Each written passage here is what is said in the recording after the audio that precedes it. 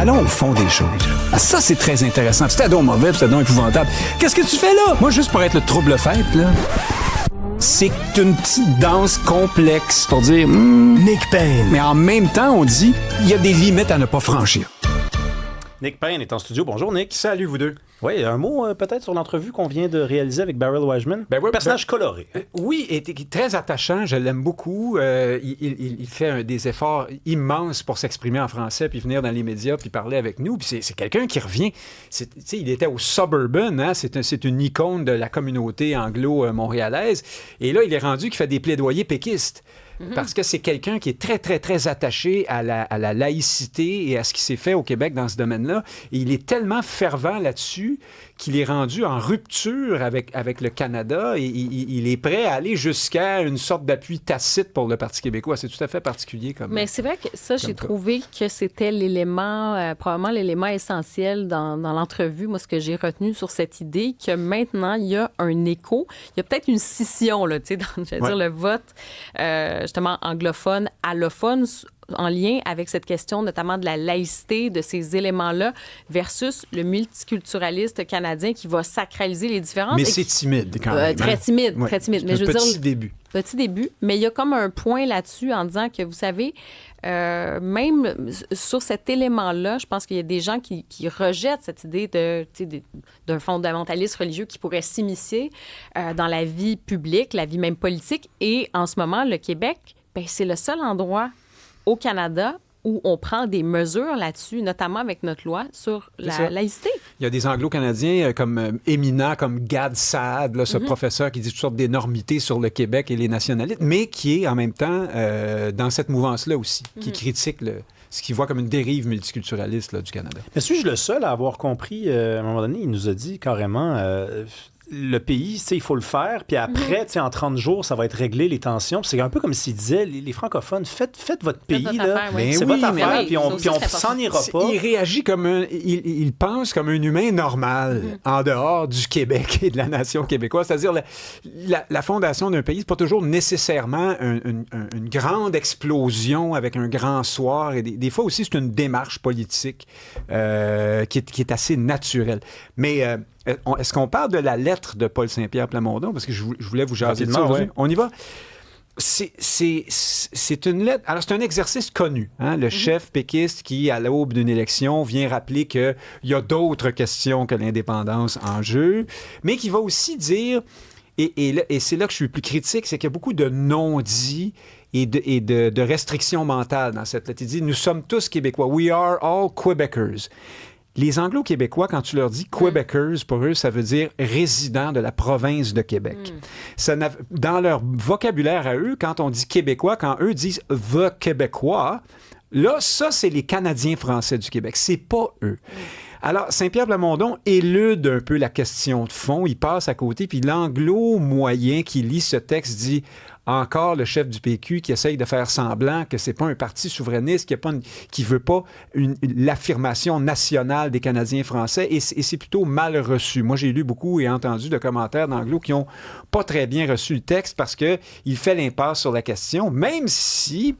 Toutes les génuflexions sont faites par Saint-Pierre Plamondon. À la fin du texte, il cite même Lucien Bouchard dans le fameux discours du Centaure. Ça, c'est un discours qui a marqué au Québec, notamment dans les rangs souverainistes, parce que Bouchard concédait beaucoup. Là. Il disait « Je pourrais pas me regarder dans le miroir si je posais des gestes en faveur de la langue française plus que ce qui a déjà été fait, par exemple. » Et Saint-Pierre Plamondon rappelle que le PQ veut enchasser les droits de la communauté anglophone dans la constitution du futur Québec indépendant. Ça suffit pas. C'est pas ça qu'ils veulent. Ils ne veulent simplement pas de l'indépendance du Québec. Et c'est un peu insoluble. Mais moi, je tenterais, si j'étais à sa place, c'est dans mes fantasmes que je n'ai pas d'être un chef politique indépendantiste. Il me semble, moi, que j'oserais dire aux anglophones, je le sais que ça ne vous intéresse pas, ce projet-là. Je sais que vous ne vous considérez pas partie d'une nation qui a comme cœur les francophones du Québec, mais je vous invite quand même à nous écouter puis à faire un bout de chemin avec nous, même si vous ne voterez pas pour nous. Je trouve que ça serait plus pragmatique et plus, respectueux de leur état d'esprit. Je pense pas qu'en s'adressant à eux, en faisant semblant que la question se pose pas, on gagne. Je pense pas qu'on fait à semblant. Je pense que c'est... peut-être dans ce non-dit-là, c'est ce que tu exprimes aussi, c'est-à-dire que tu vas pas aller, c'est pas là le terrain d'entente au début pour juste rétablir le pont, là, pour se jaser. C'est déjà pour rentrer ensemble, dire, regardez ce qu'on fait déjà, faites-nous donc confiance là-dessus. Vous voyez notre cadre, ça ressemble à ça. Oui. Mais là, le lecteur se dit, ouais, mais toi, là, tu veux faire l'indépendance, là, puis tu fais semblant que c'est pas le cas. Tu comprends? On évalue notre rapport aux hommes politiques et on l'évalue en partie sur la probité, sur est-ce qu'il parle le vrai, est-ce qu'il me dit tout? Et je pense que dans ce texte-là, il y a beaucoup de manger mou qui passe un peu à côté de la question. Tu sais, il y a aussi une question. Moi, selon je sais pas, quand je regarde l'état des lieux, les anglophones n'aiment pas la CAQ, mais pas à un point tel qu'ils voteraient Parti québécois. Non. C'est un peu ça qu'ils lancent comme message. C'est, regardez, ça c'est tellement mal passé que voici ce qu'on offre nous. On va gérer l'État. On est le bon gouvernement. On va vous dire la vérité. Il dit ça à un moment donné, tell the truth. Moi, mais regarde, je veux dire, oui, les anglophones n'ont pas aimé la loi 21, la loi 96, mais ça fait déjà un petit bout que ça a passé. Ils vont voter libéral. Ils vont voter libéral. Non, mais le Parti libéral, je veux dire, n'est pas parfait, mais c'est pas grave. Ils vont voter quand même libéral. Il n'est pas assez imparfait pour qu'ils regardent vraiment, tu sais, le Parti québécois. Ils se disent, c'est une option. J'ai pas compris l'a priori de ce texte-là. Crooks than separatists. Hein? C'est un dicton dans le milieu anglophone. Mieux vaut des bandits que des séparatistes. Tout est dit. Ouais. Oui, cela dit, je pense quand même collectivement, il va falloir quand même qu'on ait ces discussions-là qui sont peut-être un peu tabous, mais il y a sur l'aspect de changement démographique, ça a un impact aussi sur le vote. Et c'est correct, je veux dire, tout le monde a le droit à son vote, mais c'est vrai que ça a un impact aussi, puis il y a des options un jour qui pourront être verrouillées. Tu sais, moi, je regardais les sondages, puis là, on disait... Oui, démographiquement, ça va devenir tout simplement ingagnable, un référendum sur l'indépendance. Oui, parce que si tu as un bloc monolithique, OK, donc les personnes, les Québécois allophones, puis la communauté anglophone, oui, historique, c'est minoritaire, là, effectivement, ils ne sont pas si nombreux, mais tu sais, communauté, donc les Québécois allophones, Québécois, donc, qui vont voter quand même majoritairement pour le Parti libéral, bien, si tu regardes la composition aussi démographique, puis c'est pas anodin quand on dit, par exemple, le fédéral a fait venir énormément de gens au fil des années, ce sont des votes directs. Il y a un aspect politique. C'est pas tabou de le dire, mais c'est juste, il y a un aspect politique. Ces personnes-là vont voter majoritairement pour des partis fédéralistes et ça fait en sorte que ça verrouille le vote nationaliste et souverainiste. Donc, il faut juste que tous les Québécois aient ça aussi, la conscience que ça fait partie de cette équation-là. Et je trouvais que Beryl avait un point quand même intéressant quand il dit à un moment donné, il dit si c'était vraiment ça, là, puis que, tu sais, pour les partis, puis ils réussissent à convaincre en ce moment, alors que ça reste une option, qu'on n'est pas encore verrouillé démographiquement, mais je pense qu'un jour, on va l'être. On l'est déjà en partie. Hein? En partie. Ça teinte complètement les résultats électoraux au Québec depuis longtemps déjà. Là. Oui, puis je dis pas, je veux dire, tout le monde est québécois, là, ça va, c'est pas ça le point. C'est juste qu'à un moment donné, ça a un impact aussi sur le vote, puis quand c'est des votes monolithiques, on peut quand même un peu grincer des dents, parce que c'est un peu ce que je disais, le vote francophone, il bouge. Là, mais c'est pour ça que je dis que Saint-Pierre Plamondon, moi, je pense, pourrait parler plus franc et prendre de front ces sujets-là. Mais bon, allez... Hey, changeons de sujet, parce qu'hier, il y avait une non-conférence. Je ne sais pas comment on peut appeler ça, là, parce que Fadi Daguerre avait annoncé qu'il allait s'adresser aux élus municipaux à l'hôtel de ville. Puis là, il y a plein de gens de Montréal-Nord, notamment, qui ont assisté à cette espèce de conférence, là, à cette espèce de point de presse de Fadi Daguerre. C'était rempli. Il refusait du monde à l'entrée. Ça se passait à l'hôtel de ville. Et là, il a voulu faire le point. Et il n'y a pas grand-chose de nouveau qu'on a appris. En fait, moi, je restais un peu accroché sur un passage de sa déclaration. Il a dit il y a 16 policiers du poste de quartier 39 qui ont été suspendus et qui sont sans armes, en ce moment désarmés. Là, il y en a 13 qui sont affectés à d'autres. 3 suspendus, 13 qui sont affectés à des tâches connexes, mais les 16 au complet n'ont plus leur arme de service. C'est ça. Et il a dit, et ça ne veut pas dire qu'ils ont quoi que ce soit à se reprocher. C'est ça. On ne sait rien de plus. On est toujours au stade d'allégation qui concerne 3 personnes. Oui, puis je précise quand même que l'enquête, elle a commencé au mois de mars. Là. C'est ça. Faites le calcul avec vos doigts. Mars, avril, mai, juin, juillet et mi-août, ça fait à peu près 6 mois là, qu'on est à essayer de prouver qu'on a collecté des scalps, parce que c'était l'expression de la presse, et c'est désormais rendu des trophées. Ouais. Hein, c'est plus des scalps. En fait, on coupait des mèches de cheveux. Bon, on ne sait pas combien. Puis moi, je ne veux pas minimiser. Là. On verra bien si des fautes déontologiques ont été commises. Ben voilà, les gens seront sanctionnés. Enfin, j'espère bien. Mais là, âme sensible, là, bien pensants, amants de la rectitude politique, là, allez faire autre chose. Je vais y aller directement. Donc, hier, c'était la Commission de la sécurité publique de la Ville de Montréal qui entendait M. Daguerre et aussi qui entendait ceux qu'on a appelés les citoyens de Montréal-Nord. J'y reviens dans un instant. C'était le spectacle d'une société avec des institutions douces, molles, gentilles, dans l'autoflagellation, ouvertes, inclusives, qui n'en finissent plus de s'auto-incriminer, devant un public infantilisé, victimaire, qui était venu pour l'insulter.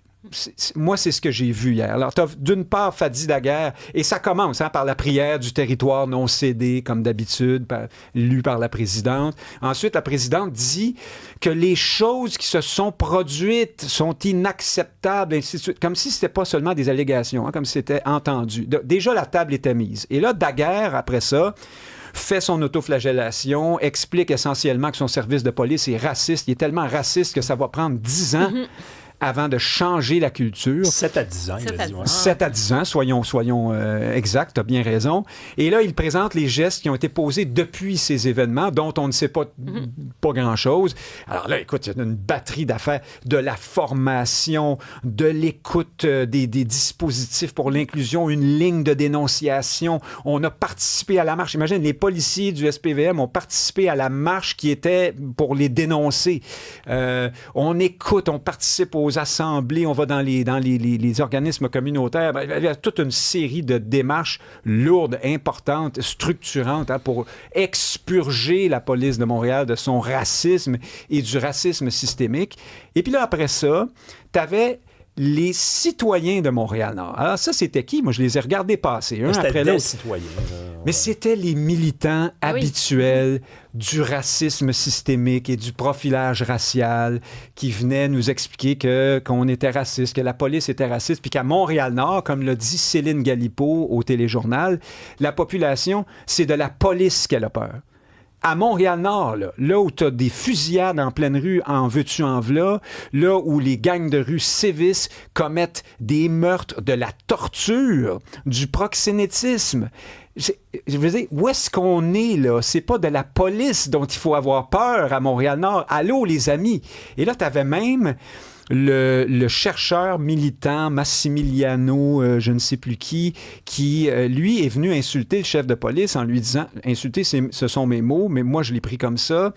Il a demandé à Fadi Daguerre, allez-vous cesser les interpellations policières à Montréal? C'est un sujet récurrent, ça, d'ailleurs, chez les militants qui étaient là hier. Et alors ça, l'interpellation, là, c'est la police qui voit un gars qui rôde dans la rue, qui regarde dans les vitres d'auto, il y a un outil dans les mains, mais il n'a rien fait encore. Hop, on l'interpelle. T'es qui, toi? Où est-ce que tu vas? Qu'est-ce que tu fais? Ça, ces militants-là veulent que ça cesse parce qu'ils considèrent que c'est raciste. Alors, ce chercheur de l'Université de Montréal, si je ne m'abuse, demande à M. Daguerre si ça va cesser. Et Daguerre répond... Là, Daguerre a un peu plus de tonus. Là. Il dit, moi, je pense que les interpellations ne sont pas le problème. Le problème, c'est quand les règles ne sont pas suivies. Et là, il pourrait y avoir du profilage racial. On a tous compris que c'est ça la suite du discours. Et là, le chercheur, répond...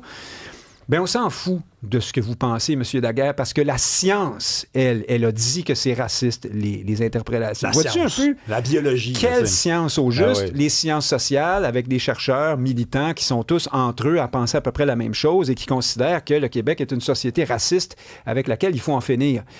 Moi, ce spectacle m'a profondément... bouleversé. En même temps, je ne vais pas tout jeter à la poubelle. Là. Il y a des gens bien intentionnés là-dedans, mais mon Dieu, on a créé un monstre. Freud parlait du transfert, ou je ne sais plus quel psychanalyste.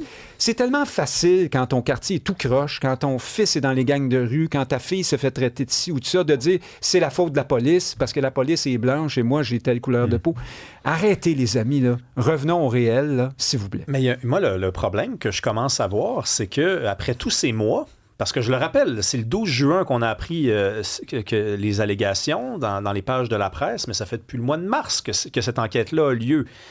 Après tous ces mois qui ont passé, est-ce qu'on commence pas à voir les indices que c'est pas ce que c'était? Parce qu'on aurait eu hier, normalement, plus Il y a toujours pas de d'informations. dossier Il n'y a complet pas au eu DPCP. pas eu d'accusations qui ont été portées, alors qu'on dit que c'est des policiers qui faisaient des scalps. Si c'est des policiers qui faisaient des scalps, ça veut dire qu'on se promenait avec des couteaux ou un clipper puis qu'on coupait des cheveux.